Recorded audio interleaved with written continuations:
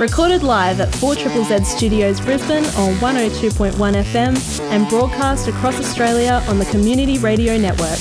You're listening to Z Games. With 10 years experience and over 500 episodes, Z Games brings you the best in gaming news, reviews, community and culture. Want to reach out? Message us on Facebook at ZEVGamesAU.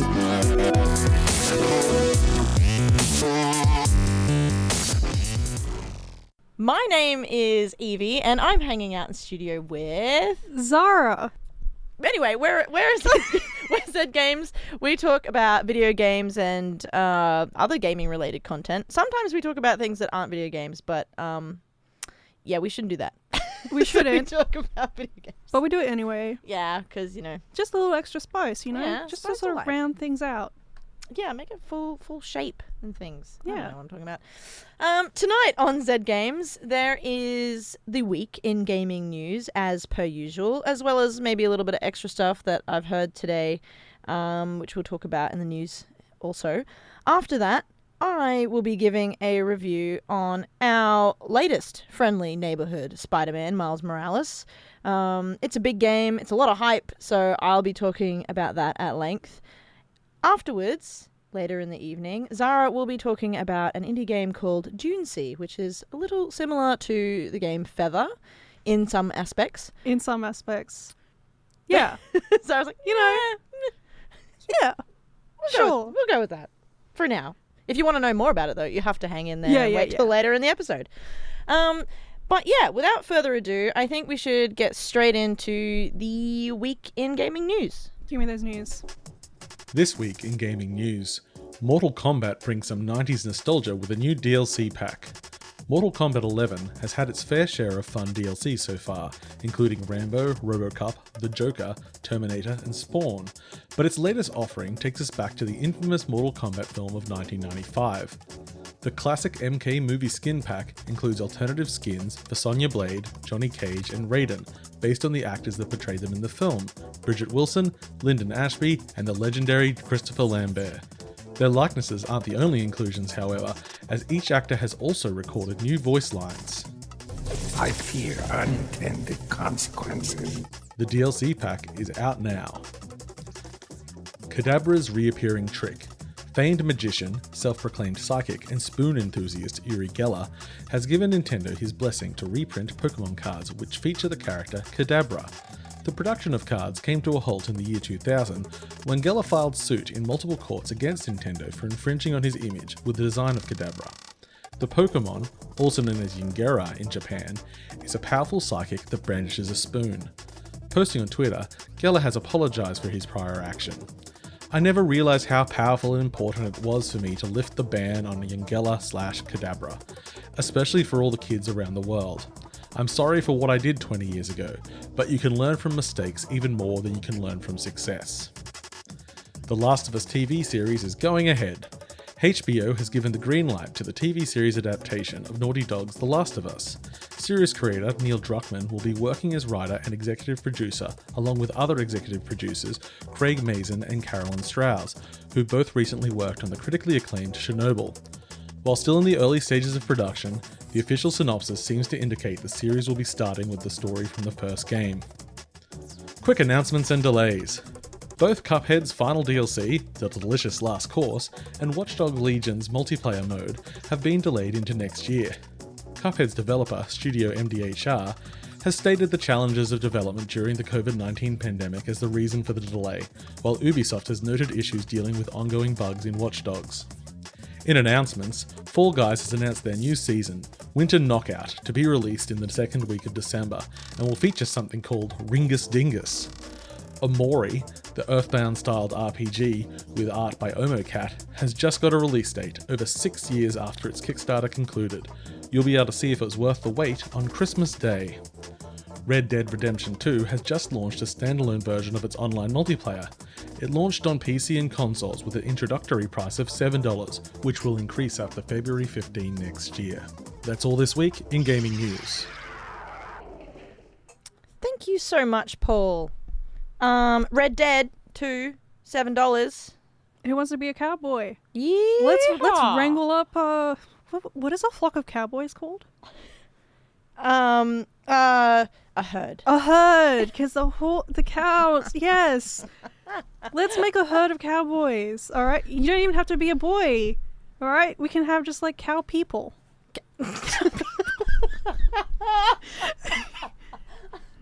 Moo. Moo.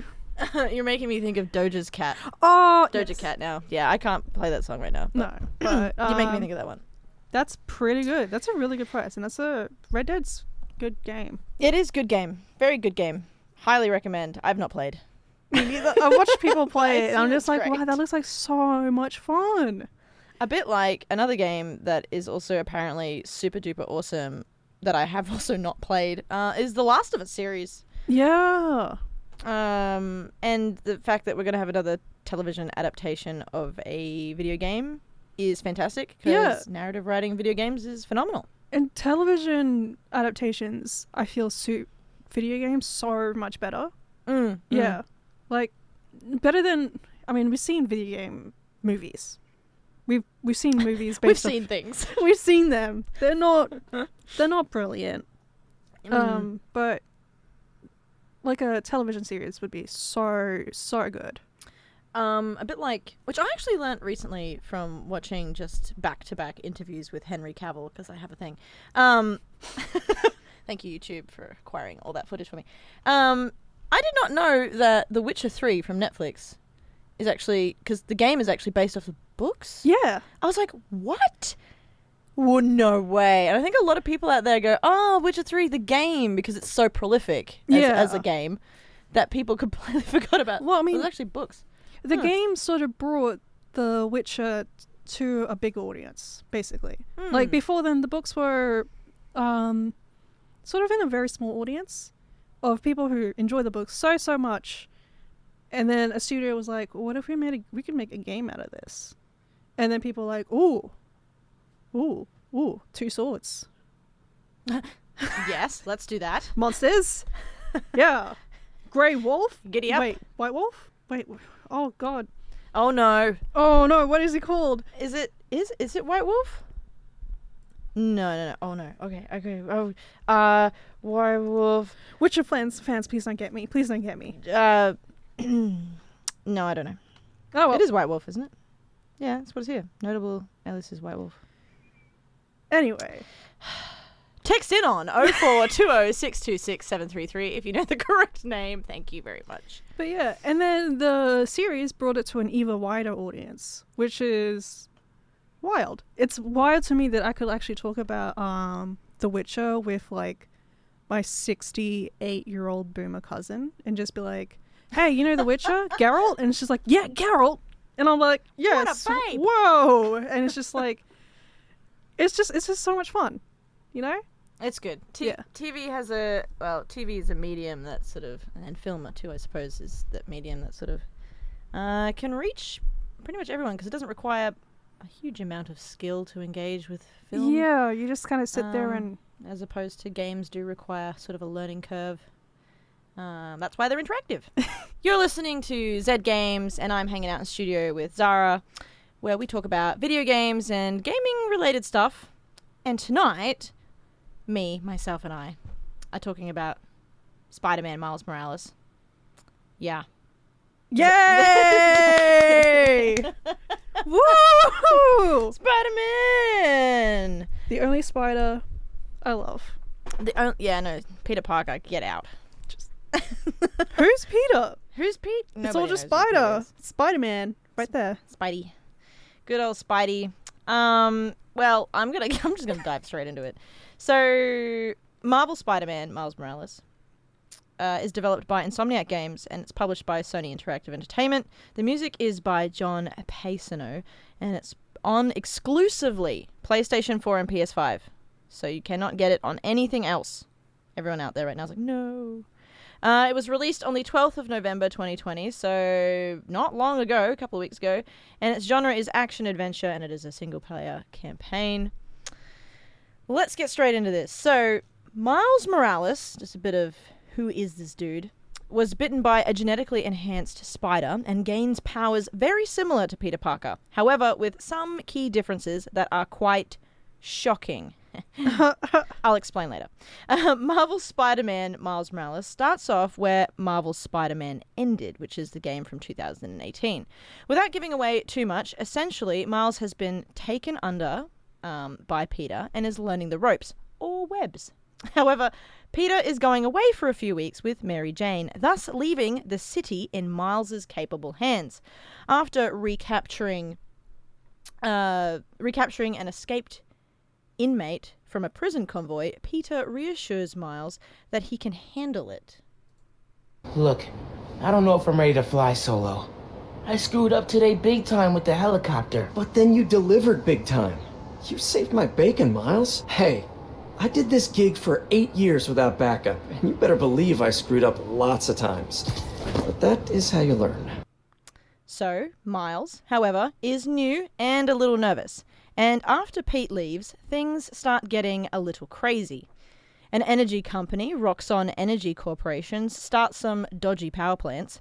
There's a high-tech terrorist group called the Underground, run by the Tinkerer. Miles's mum, Rio Morales, is running for mayor of Harlem, and there's also the everyday crimes of New York City. Not to mention lots of other plot points that I'm not telling you because you should totally play the game. Set in New York City in late December, you get to spin your webs through a gorgeously snow-covered Manhattan, which is laid out exactly the same as the first Marvel Spider-Man game.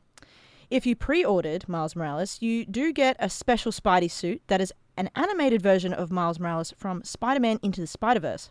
There are also a bunch of other awesome suits that you can unlock throughout gameplay. Speaking of gameplay, what's new, what cool things can Miles do that Peter can't? Well, I did say it was rather shocking. Miles can absorb and release electrical pulses or blast. He can also go invisible for short periods of time.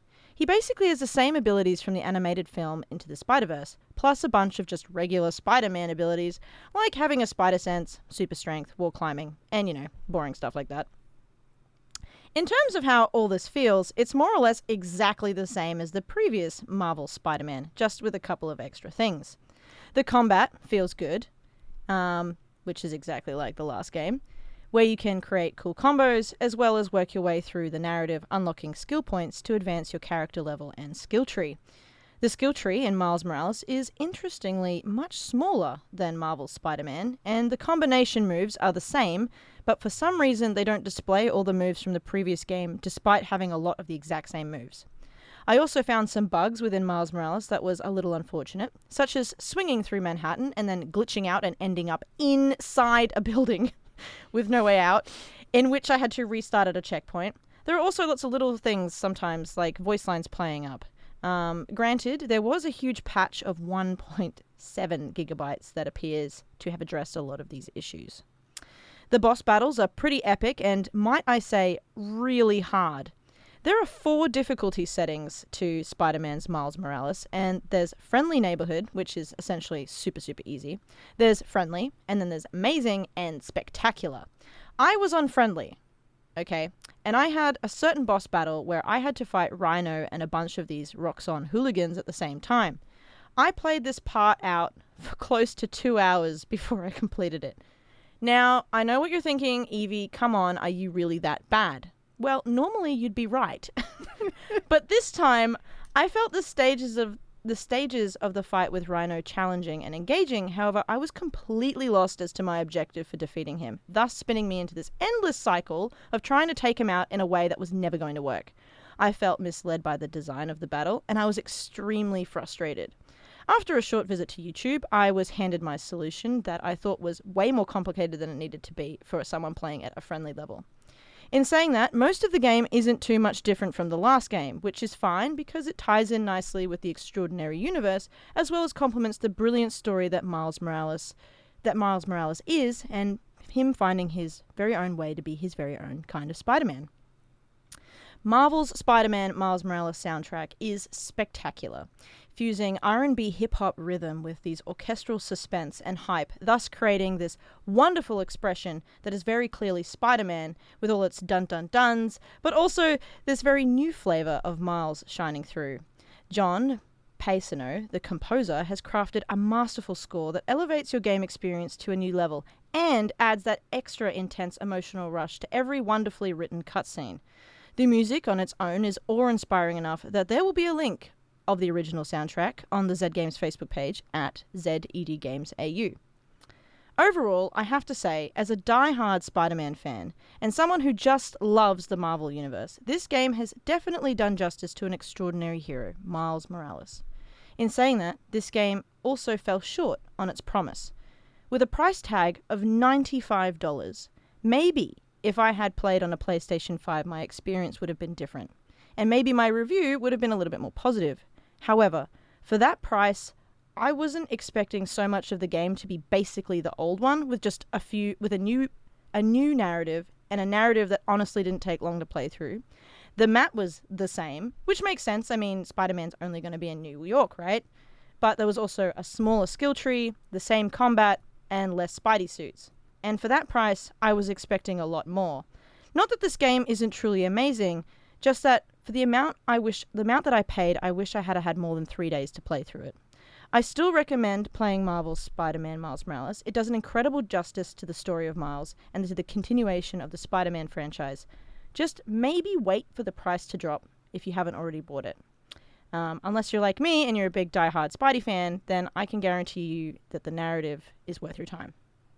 Yeah. Spider-Man. What if... Okay. It's like a long pause and a break. What if the glitches were just a reference to Into the Spider... I mean...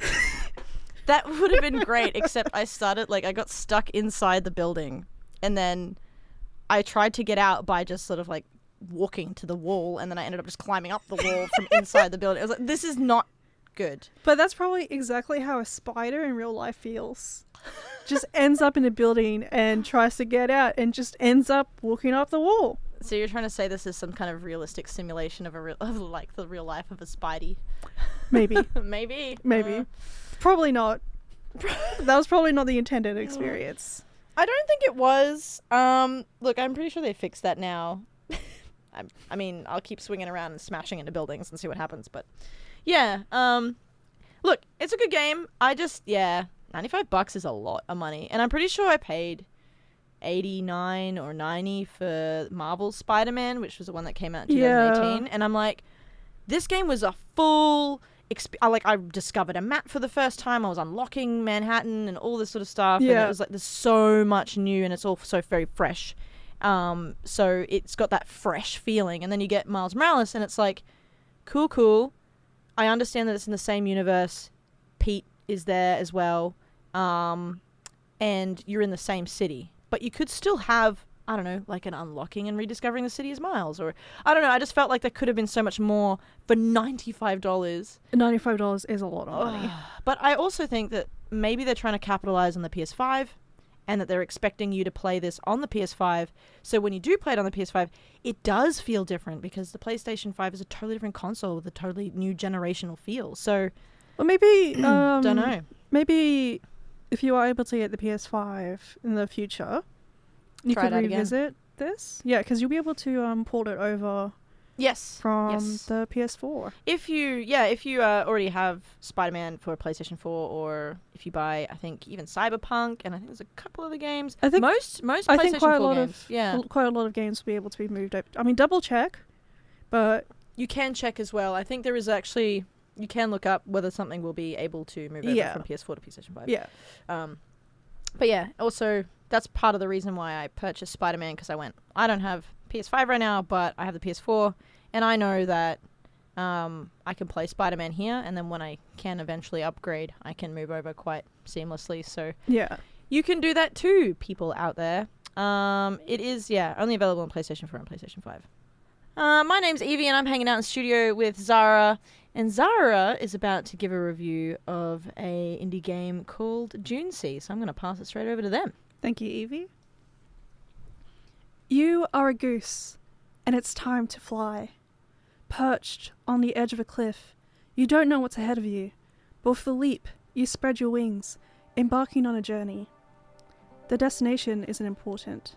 The joy of Dune Sea is in the journey, the process, watching the landscape go by, making your way through the air, finding and coaxing friends to join your ramshackle flock, avoiding obstacles, learning how to soar with acrobatic grace.